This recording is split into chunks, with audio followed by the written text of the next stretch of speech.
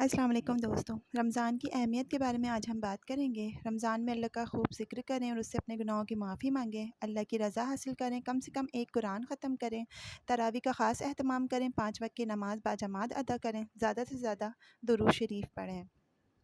हुज़ूर पाक सल्लल्लाहु अलैहि वसल्लम ने फरमाया, रोज़ा दोज़ख से बचने के लिए एक ढाल है, इसलिए रोज़ेदार ना तो बीवी से हम बिस्तरी करे और ना ही फ़हाशी और जालत की बातें करे, और अगर कोई शख्स उससे झगड़ा करे या उसे गाली दे तो उससे सिर्फ़ ये बात कहे कि मैं रोज़ेदार हूँ।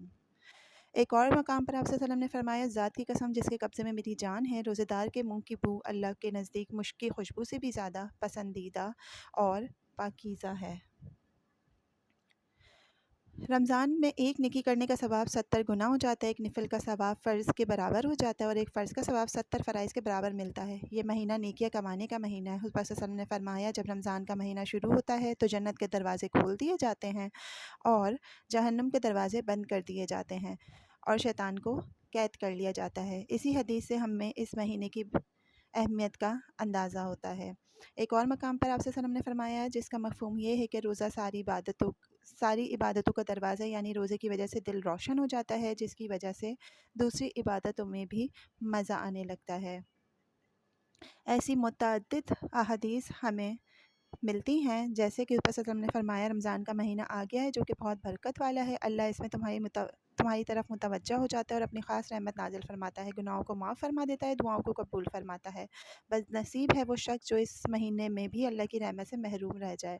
रमज़ान बहुत ही बाबरकत और रहमतों का महीना है। मोहम्मद सल्लल्लाहु अलैहि वसल्लम ने फरमाया, अगर मेरी उम्मत को उसकी अहमियत पता चल जाए तो वो चाहेगा कि सारा साल ही रमज़ान जैसा हो। इस महीने में एक नेकी के बदले 70 नेकियां लिखी जाती हैं, गुनहगारों के गुनाह मुआफ़ फरमा दिए जाते हैं और शैतान को कैद कर दिया जाता है।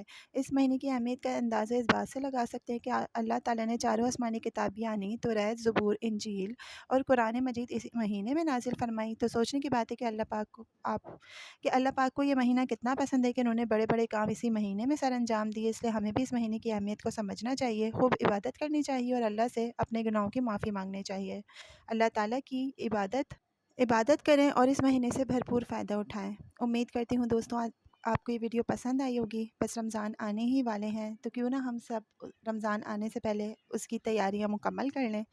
अपनी रूटीन बनाएं कि हमें क्या-क्या, किस-किस तरीके से तरतीब देना है, इबादतें किस तरीके से करनी है। मिलते हैं नेक्स्ट वीडियो में, तब तक अपना ख़याल रखिएगा। चैनल को सब्सक्राइब कर लीजिए। अल्लाह हाफ़िज़।